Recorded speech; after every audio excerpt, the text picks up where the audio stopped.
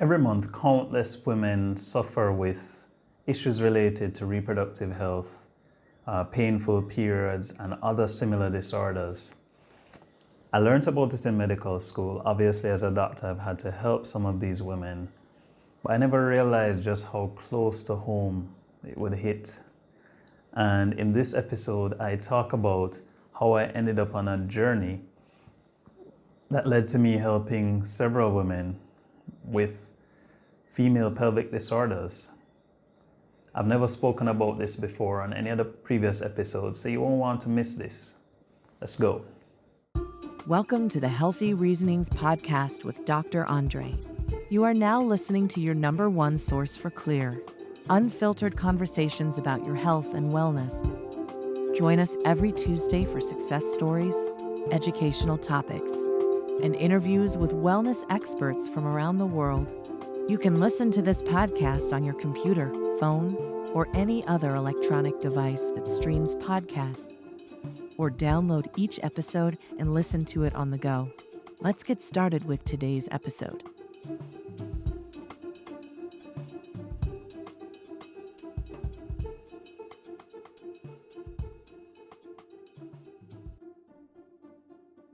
All right, so I'm so delighted to see how many times I've gotten calls, text messages, or even bumped into people on the road who have said that they're enjoying the podcast. I want to encourage you to subscribe, to like this episode, and to share so that you can ensure that more and more of your friends become healthy reasoners.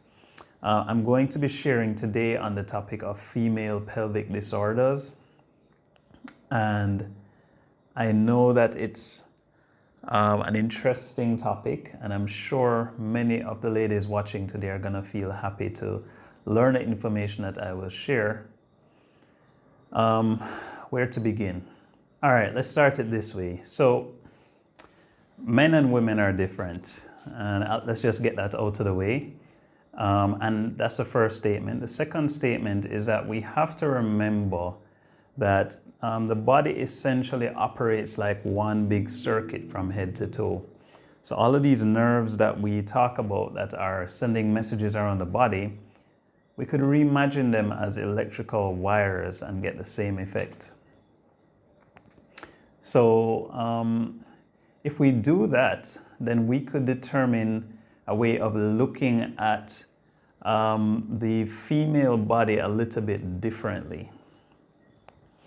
What that means is the electrical wiring coming down from the brain that's sending a signal to the reproductive organs of the woman will have to send that signal via electrical wires. And to get it down, to get that signal down to the organs that need to get that communication, it's going to have to pass arguably through the midline of the body. And so what I've learned over the years, having spent time training with several doctors from other countries, is that in Western medicine, we talk about all the different structures involved, but in Eastern medicine and somewhere towards Eastern Europe, they talk a lot more about energy, voltages, and electricity. And whilst I don't really know all the different terms that they use, what I have learned over the years is that the navel or belly button is a very central part of the female body.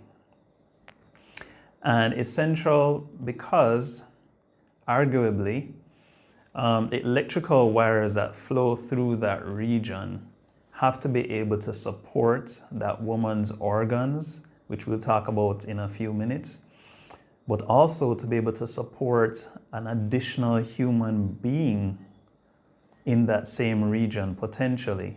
And not just support, but support for 9 months in an ideal situation.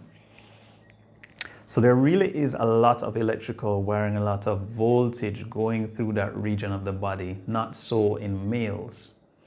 And for me, one of the ways that I like to explain it is you'll never really see if any of you have an old grandmother, especially a Jamaican grandmother who lives in the rural parts of the world, of the island, then you'll notice that if they get really, really bad news, they generally tend to clutch their stomach area, their lower abdomen, what we call the belly bottom in Jamaica. And you'll often hear them say, oh my goodness, when I got the news, my belly bottom dropped out. And the reason for this really is that when they get the information, so for example, bad news of some kind, it sends an immediate signal via the electrical wiring that we spoke about. And because there's so much voltage, for want of a better word, in this region, they literally feel a sensation like a shock. And so it becomes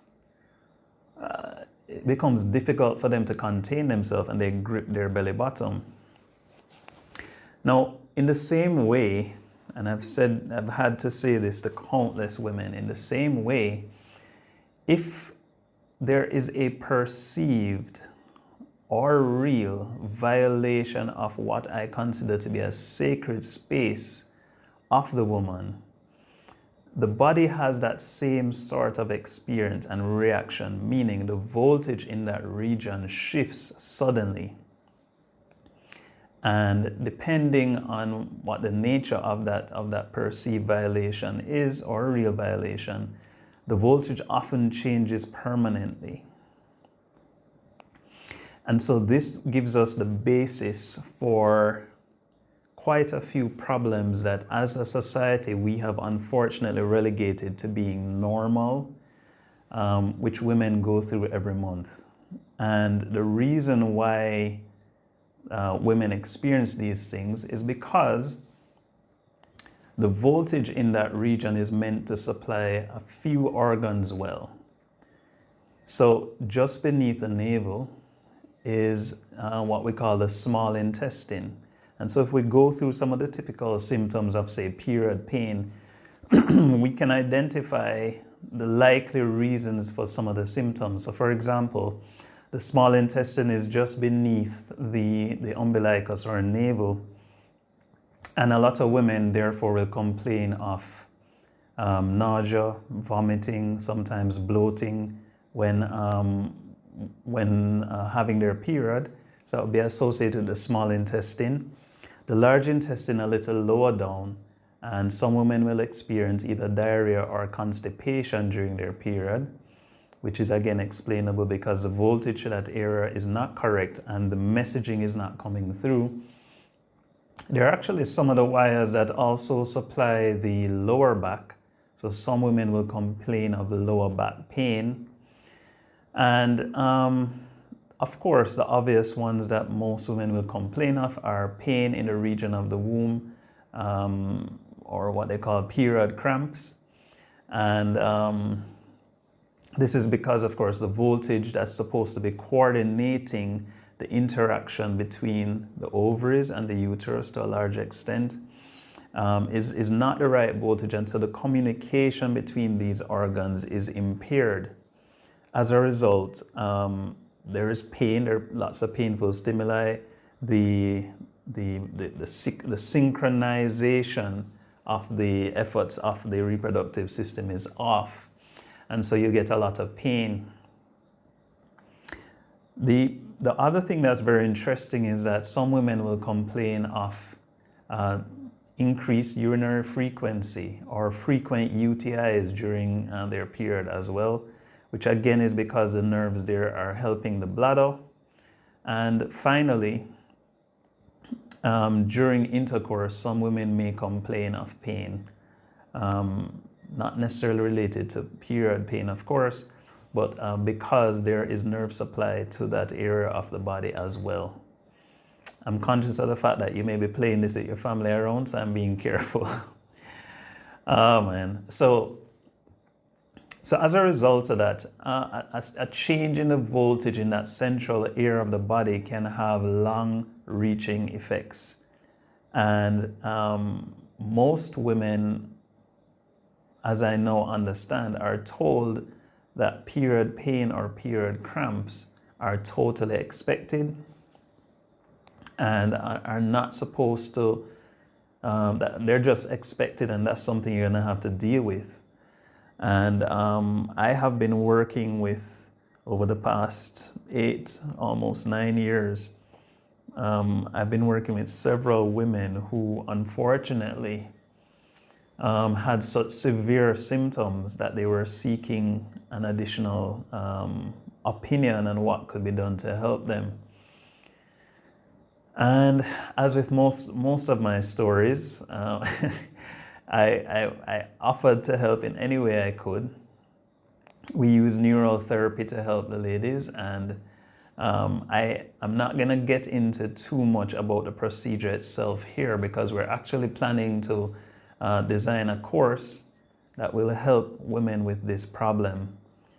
For now, we'll talk about the different problems that emerge from these electrical short circuits, really, is what they are. And before we do that, let's just take a quick break, listen to some information, and we'll be right back. Are you struggling with chronic pain or neurological discomfort?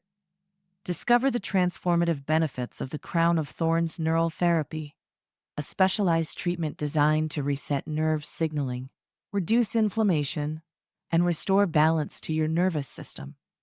Why choose Crown of Thorns therapy? It's a targeted relief for migraines, neuralgia, and chronic pain. It's non-invasive and minimally uncomfortable. It uses safe, effective procaine injections and provides quick recovery with long-lasting benefits. Our expert practitioners apply a series of gentle injections around the scalp in a circular pattern like a crown to help regulate your nervous system and promote healing. Many patients experience noticeable improvements even after the first session. Don't let chronic pain control your life. Book your session today at Teshuva Wellness and take the first step towards lasting relief. Call us now at 876-787-8197. Book now. All right, we're back. And yeah, so there's so many different complications, so to speak, that are related to disorders in the pelvis. And there are several diagnoses that we will give to women. For example, polycystic ovarian syndrome or polycystic ovarian disease. That's one of the common things that you'll hear. Endometriosis is another big one, which has to be diagnosed in a very precise way.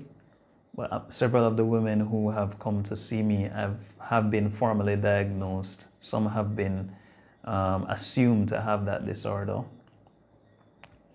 Of course, just general monthly period pain, excessive period pain, what we call dysmenorrhea. That's something that is way more common than I thought it would be. And then, of course, that you get the weird and wonderful stuff. For example, women who have repeated UTIs who may not have necessarily connected the dots to say that this could be related to an electrical issue. Women with prolonged constipation. I saw a young lady earlier this year. Her only issue was that she had just really bad constipation, really, really bad. And she had been to countless doctors to try and get help, but no one was able to identify any good reason why she kept having constipation.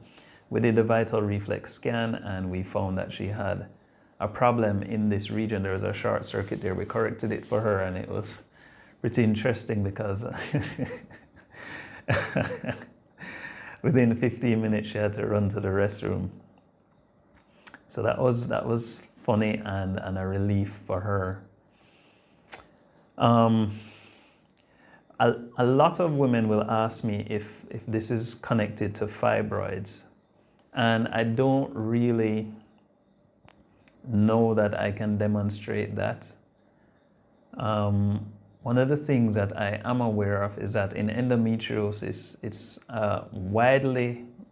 widely held theory in medical literature that the reason why endometriosis happens is because there is a disconnect in communication between the ovaries and the uterus. And when the uterine lining is supposed to be shed, instead of it being a nice coordinated process to usher the debris out, what happens is it's a dysfunctional process which ends up with some of the pieces being scattered elsewhere.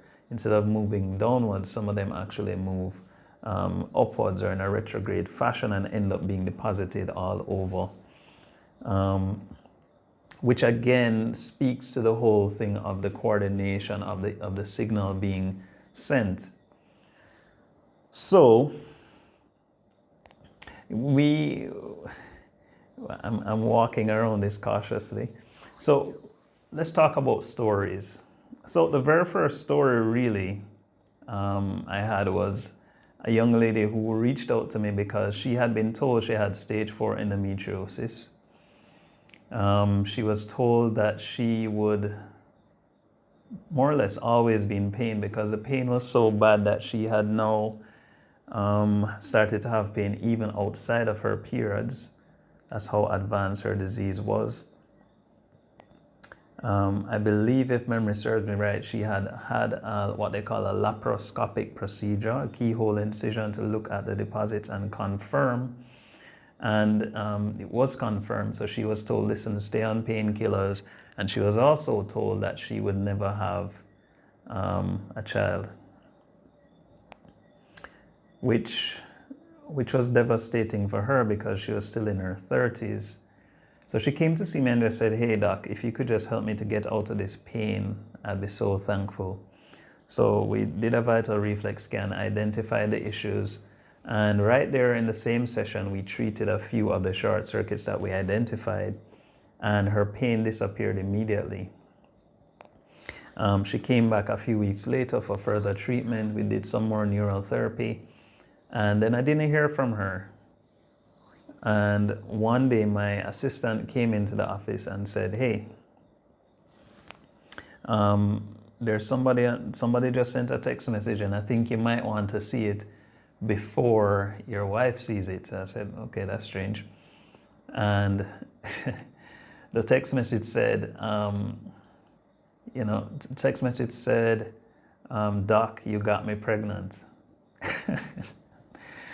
And my assistant was very horrified. And I said, no, not to worry. You know me well enough. You know that could only be a joke. And indeed it was. What the young lady was, of course, saying was that herself and her boyfriend had managed to conceive. And that was a landmark moment for me because, as you could imagine, I never really had this on my radar, something that I'd be doing, helping women in this way.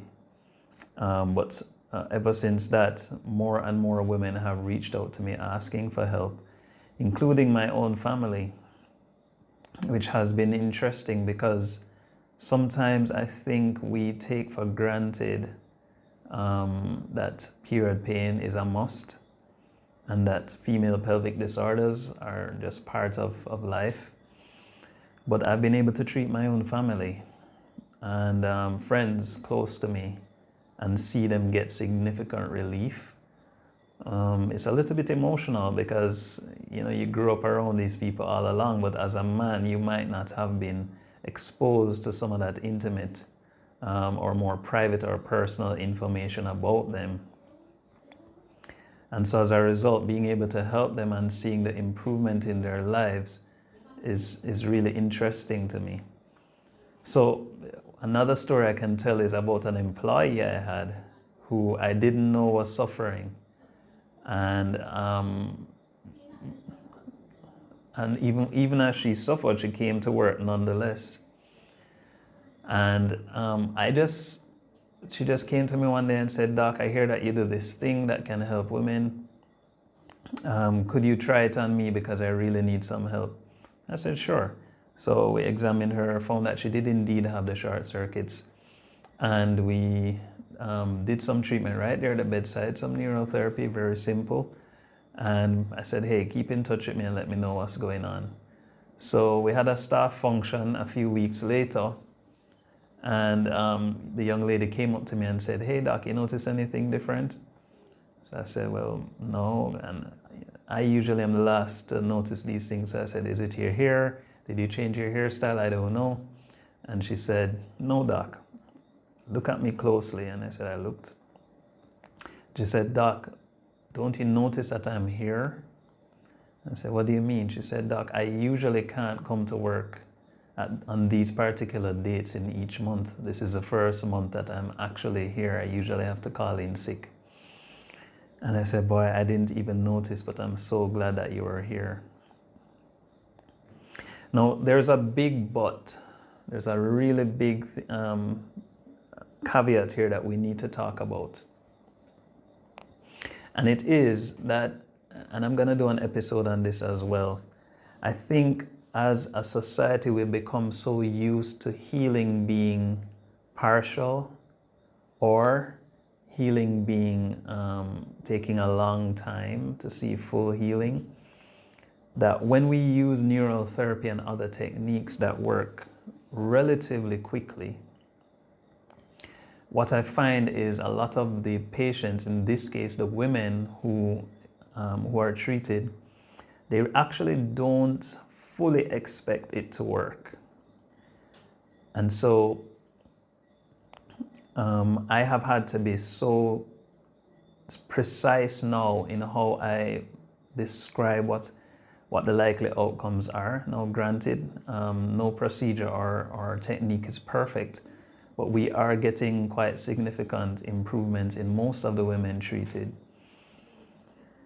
And I have to say to them, listen, 2 things that you have to promise me. Number 1, even if you are used to having painful periods, I'm going to ask you, please, if the next cycle that you expect to happen, please make sure that you have the necessary things in place, because we don't want you to be caught off guard. You may be expecting to experience pain, but because the body has been reset, then you actually don't. And most of them say, sure, no problem, doc. I'll be prepared.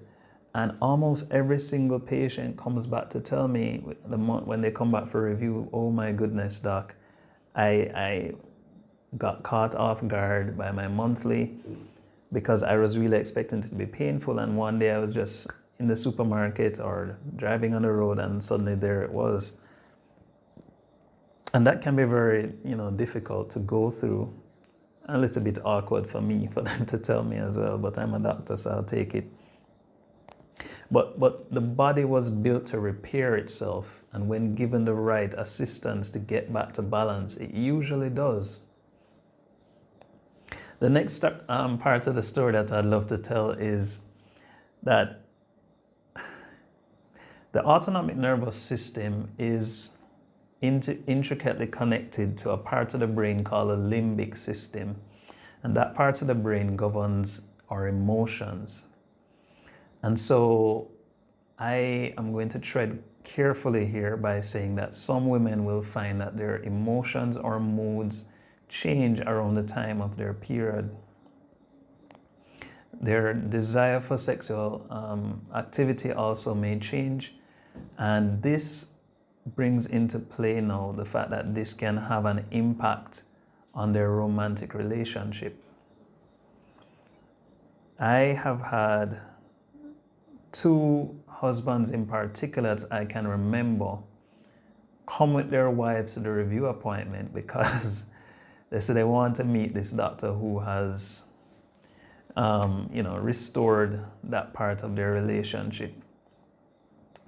And I can see the pain and the relief in the eyes of the husbands who, to their credit, have always appear to be very caring about their wives, and just the relief to see their wives being able to be restored in that way. And not just that, one of the things that I remember one of the wives saying to me, doc, it's not just about that part of our relationship, it's also that I'm less tired, I'm better able to participate just in everyday life. I perform better on the job because I don't have to be thinking about what day of the month it is and so on. and I just generally feel like I got my life back. And the husband is just sitting there nodding and smiling. And I said, wow, this is great. I mean, I've been able to help these two people to get their relationship back on track just by helping this lady heal. Now, coupled with the electrical work and correction that we must do, I have generally found that women who experience lots of period pain or pelvic disorders also benefit from me checking to see if they are iodine deficient. You can go back to episode 6, it should be, and you can see all the different characteristics of iodine deficiency, and then you'll be able to make the link to understand why it then plays into why you might have period pain. Suffice it to say that iodine is critical for the good health of the breasts, the ovaries, the uterus, and the thyroid. And these organs in their own way have an interconnection as it relates to reproductive health. And so if your iodine levels are low and you also have an electrical short circuit, then obviously it's a potential for a perfect storm in terms of your reproductive health.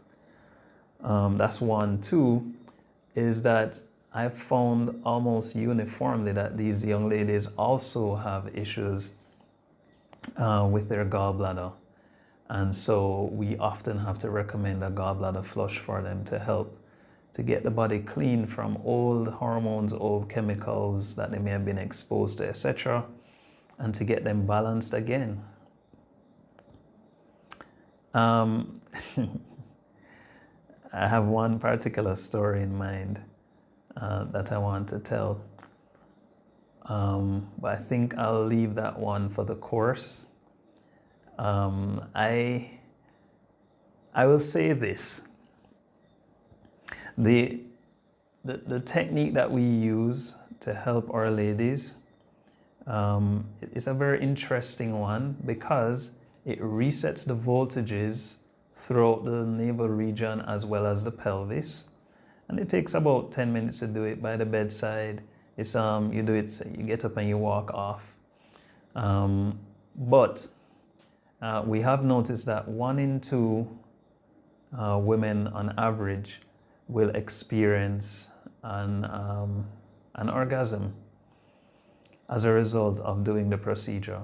And it usually happens just about the end of the procedure because the reset of the electrical communication seems to be acknowledged by the brain as a pleasurable sensation. And so it's always interesting for me to let the ladies know that this is a possible outcome of the procedure. And the next episode I do, I want to specifically refer to what has happened to us as a society when we no longer trust that techniques that are meant to help us heal are going to work. And if they do, that they're not going to work quickly. Because I find that most of the women, when I say this to them again, they'll say, yes, doc, okay, great, I hear you. And then it leads to a potentially awkward situation, not for me, but for them, of course, when in fact the brain does register that sensation. I'm really here to help you heal, really. It doesn't matter to me one way or another. And it also is really just a side effect of the procedure. So I think I've been fairly vulnerable. You may have noticed that I was a little bit vulnerable today in some ways, simply because it's a sensitive topic. It's a topic that has hit close to home for me. I've had to treat family members, as I mentioned, and close friends. And to know that I was able to make that much of a difference in the lives of these individuals has been very heartwarming. I think as a team, we're going to be working on a course that will help women to walk through the journey of pelvic pain. But if you are a woman who does struggle with this, I'm going to be providing a link I think it should be on the screen now that you can click on to do a consultation to see if you would benefit from the procedure.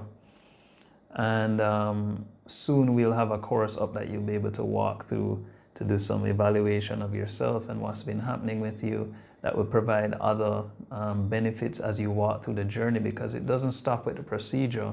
There's also the emotional and psychological impacts that a lot of women have experienced because of just months and months of pain. And that's something that needs to be walked out of with professional assistance. So I think I've done this topic a fair amount of justice. I want to talk specifically in the next episode about how we can start to raise our expectations of healing, so you can look out for that one. And we're coming up to the 50th episode soon, very soon. So I think I probably need to do something special for that. So you guys can write in the comments below and tell me what you think would be a good, suitable way to commemorate 50 episodes of the Healthy Reasonings podcast. Until then, see you in the next episode. Bless you. Thank you for listening to another episode of the Healthy Reasonings podcast. Remember to subscribe to this podcast so you can be updated as soon as new episodes are ready. If you have a question, send us a voice note on WhatsApp or a WhatsApp message. The WhatsApp number is 1-876-405-7831. For more information or to become a sponsor, please email wellnessdocjamaica@gmail.com. See you soon.